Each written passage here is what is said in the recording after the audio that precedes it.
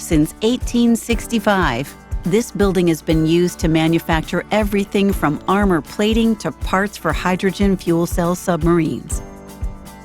Today, it's used to develop industrial microscopes and optical inspection systems capable of working on a nanometer scale. The design team left the shell of the original building intact and added 4 stacked pods inside, formed with CLT walls, floors, and lids. The mass timber pod structures, assembled in just 28 days, serve as enclosures for fabrication activities and are connected by CLT bridges. Constructing the pods within the existing structure solved the challenge of creating enclosed workspaces without impeding the flow of collaborative spaces or compromising the beauty of the building. Thank you to our funding partners, our sustaining partners, and our market development partners.